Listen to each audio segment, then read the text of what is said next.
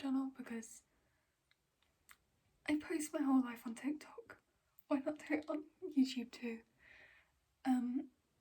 So I thought a good way to start would be to post a nice little vlog of the next few days of my life, or the next 2 days of my life, because I've got a very eventful 2 days.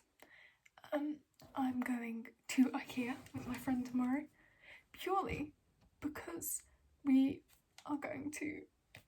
want to buy jungle scogs. So I'm going to ikea tomorrow for that. And then I'm going out for dinner with my friends because it's my friend's birthday. Then I'm going to stay at my friend's house. And then the next day we're going to London because for my 18th birthday I got invited to Parliament.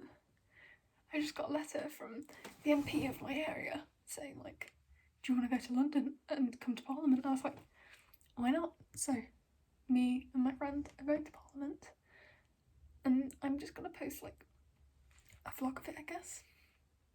I don't know how much I'm going to film, considering I feel like this is a very busy time to do my first like vlog, but I thought it's a good time to start. I've got something to talk about. Mia, I'm going to get ready to go to bed now. It's 11:15, which is a little bit early for when I've been sleeping recently, but I've got so much to do tomorrow, and I need to tidy my room because there is a big pile of clothes on the floor behind me. You can't really see it, but I need to put them away. So I thought, why not go to bed early, get up early in the morning, try and get some stuff done, and just so I can feel more prepared, because I'm also going away in 4 days. I go to this like church camp every year with my friends, so I'm going for that. I'm not a particularly religious person, I just enjoy going to church camp. So yeah, I'm doing that. So I need to pack for that as well, which I'm doing when I get back from London because I don't have time to do it before, but I just need to kind of get prepared because I don't feel prepared at all. So I've got a lot to do. So you're welcome to join me on this. I've got my pyjamas on and this fleece because it was cold.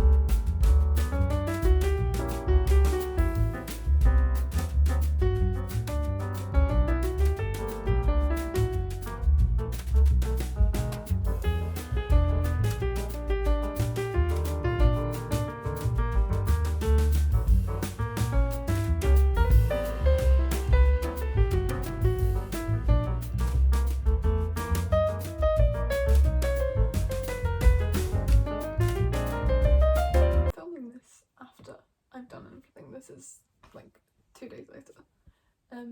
But this is Skog and my friend I bought in ikea. I nearly kicked a child over because I got so excited trying to get to him. My friend really got jungle and I got Skog. So I had a very good day. As you can see, I went to ikea, I went to Starbucks, I went to TK Maxx, I had a nice day with Emily, and then it was my friend Sophie's birthday, so we went out for dinner at Zizi's. I did not film basically at all, but we went out for dinner. It was lovely. I had incredible bruschetta and a very nice drink, but I'm really sad I didn't film the bruschetta. It was incredible. But then afterwards we went back to Izzy's house because the next morning me and Josh are going to London and I was staying at his house just because it made it easier. So we went back to Izzy's house just for a bit before Josh's parents picked us up. because none of my friends can drive. I was the closest. I failed my driving test, but I was the closest. So yeah, I went to Josh's house and I slept a lot because I was very tired because I've had quite a busy day. And then we went to London the next day.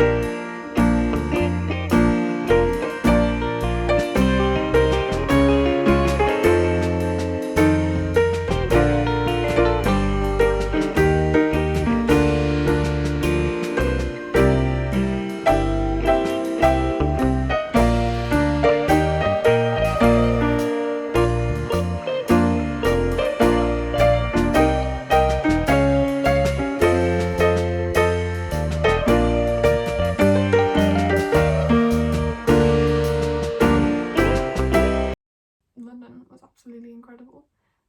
We got incredibly lost on the tubes.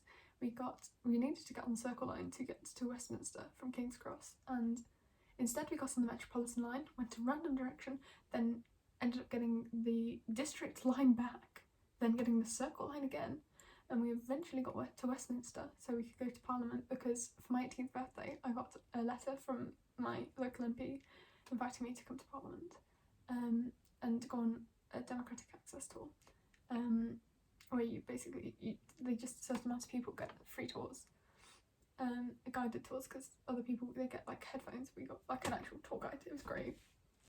So we went to go to the Word first after we got to St Pancras, and we went to a really lovely cafe. The lady there was very nice, and I had a very nice like tomatoes and spinach and avocado and mozzarella sandwich. It was very, very good. Yeah, we went to Parliament. We were a bit late because of our tube mishap, but it was good. We couldn't take photos or video in most of it, but I went into the House of Commons, the House of Lords, into the Queen's robing chamber, past the Sovereign Lift, all the places. We went everywhere. It was fascinating. I really enjoyed it. I'm not the most knowledgeable on politics, but I really liked going and seeing what was there, and it was a great experience. And then after that we of course had to spend hours in Waterstones Piccadilly, because it's the largest bookshop in Europe. Why would you not spend hours there? So that was very enjoyable too.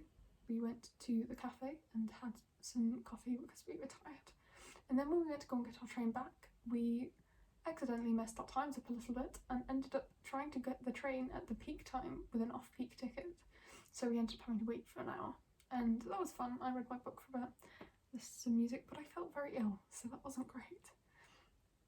But eventually we got the train back and we got to see it, and it was nice, and we went home and I slept for 12 hours. So I'm going to do a little book haul, but I'm going to preface this book haul by saying I spent too much money, and I'm going to try and not buy some books for a while because I have a problem. But to start off with, here's the 3 books I didn't buy in the last 2 days, the books that I've ordered that came. So, The Gloaming by Kirsty Logan, which, if you haven't read Kirsty Logan's books, she is absolutely incredible. Things We Say in the Dark is probably one of my all-time favourite books. But I wanted a copy of The Gloaming because I have read this before, but I really wanted a copy of it. And then I got Olivia Waite's The Lady's Guide to Celestial Mechanics because it just looks cool and I felt like reading it. And I got both these secondhand, so they were cheap. And then Penguin kindly sent me The Last White Man, which I'm really excited to read. It comes out on the 11th of August, I believe. And I'm really looking forward to reading this. So those are the books that I didn't buy yesterday that were either secondhand or sent to me. So also yesterday I went to ikea and I got Skog. My friend Emily then went, it's called Jungle, I got Skog. But afterwards we had some time to spare, so we went to TK Maxx and I got a cloth-bound classic version of Persuasion, which is cheaper than normal, so I bought it. When I said I went to IKEA yesterday, I mean 2 days ago. My brain's all scrambled. But when I went to London yesterday, I went to Gaze the Word. As you can see with my beautiful tote bag, I got Tell Me I'm Worthless by Alison Rumpet. This is a sapphic gothic novel, I believe, and it looked absolutely fascinating. And there was a girl talking about it in the shop, and she was telling her friends all about it, and I thought it sounded really good from the way she described it, so I bought it because of her, basically. I then got Animals Eat Each Other by Elnash, which I was sent a copy of her new book, Nudes, by 404 Inc. last week, I believe, which I've not... Oh! It's signed! I didn't know that. Okay, well, I've got a signed edition of this now. I didn't know that. But I got an ARC of her new book, Nudes, the other day, which I haven't got around to reading yet, but it sounded fascinating, and I wanted to buy this a few years ago, and I didn't get around to buying it. So, I've got that now, and I didn't know that was signed. That was a cool realisation. Then I got Ursula K. Le Guin's The Left Hand of Good Darkness, which I don't know much about this, but my friend I was with, Josh, he was like, you need to read it. He's very into sci-fi and fantasy, and I picked it up because of him. So it looks fascinating. I'm not, and the person that working at Gaze the Word said that it was really good as well. So I'm not entirely sure what it's about, but it sounds good. So I will read that sometime. We went to Waterstones Piccadilly, which is the biggest Waterstones in Europe, and we went. They've got the Heartstopper bedroom in there currently, and that was so cool to go to. I really enjoyed that. But I got William Blake now, Why He Messes More Than Ever by John Hicks, which I love William Blake. I studied his writing for my A-levels and a Songs of Innocence experience, and I just thought I really enjoyed it, and I wanted to read about him as a person, because I thought his like politics and the way he was just a very odd person, and I thought that I'd like to learn more about him. It was fascinating. Basically, he was virtually unknown in his life. The only mention of him in a newspaper during his lifetime was that calling him an unfortunate lunatic. So once, and he remained unknown until like 100 years after his death. But now he's so influential in modern culture that we don't even realise, like, I had no idea half of the things that are influenced by him as a person and his works. And so I bought this, and it was really good. I read the whole thing on the train on the way home yesterday, because it's only 70 pages. And then I started in the kitchen. I see some Food and Life. This is by various authors. I've read the first essay, which was A Life in Cookers by Rachel Roddy, and it was oddly nostalgic, and she was talking about all the cookers she's had in her life, and she was talking about her parents' Arga, and my parents had an Arga, and all the sentiments she has and memories about her Arga and her family with it are very similar to those of my family and my childhood, so I was quite interested in it. And I found it was oddly relatable, and I'm looking forward to reading the rest of this. I've currently kind of gotten quite into food fiction and food non-fiction. This is obviously non-fiction, but so I bought this. I don't normally read a lot of non-fiction, but most of the books I bought are non-fiction. But I'm really excited to finish reading that. Speaking of food non-fiction, I got The Book of Difficult Fruit by Kate Lebo, or Lebo, which is it's a book all about different, I guess, less favourable fruits that people don't necessarily like as much. The book includes some recipes of using these difficult fruits and how to enjoy them more, and I think it sounds really quite interesting, and I love pomegranates, and I noticed that pomegranates are mentioned in it, and I wanted to see what she had to say about pomegranates. So this is, yeah, I bought another food book because I just find writing about food is very comforting in a way, like it's relatable, and I've always struggled with food. Yeah, a book about food I find is enjoyable. Like, I can see how other people enjoy the foods that I don't necessarily enjoy, and I find that quite interesting. I then got Denton Walsh's In Youth is Pleasure, which is a queer classic. I'd never heard of this before, but I went into the Pride section of the Waterstones and I found this. It's a coming of age book about a young gay man, I believe, and I think it sounds fascinating, and it's quite a short read, so I thought, why not expand my knowledge of queer books a little bit. Not that I don't have enough, I have an absolute ton of queer books, but you can always have more. Then I got Significant Others by Whitney Chadwick and Isabel de Courtefron. I'm sorry, I probably completely butchered that, but it's about creativity and intimate partnership. It's all about writers and artists and their partners, and how that their relationships influence the art, because as it says on the back, biographies of artists and writers have traditionally presented lone struggles of self-expression. So it talks about how their relationships were beneficial, I guess, and influenced them. And I got this because it talks about Beta Cycle West of Virginia Woolf, so I wanted to read that. And also I've been wanting to get more into art history, but I have no idea where to start, so I thought a book which combines literature and art, which is kind of a gateway between two things I already like, would be a good place to start, so I got this. Same with the William Blake, it's a writer I already know, and now I can branch into his artwork through my enjoyment of his writing. But if anyone has any recommendations for where I should start with art history, I would greatly appreciate it. And finally, I got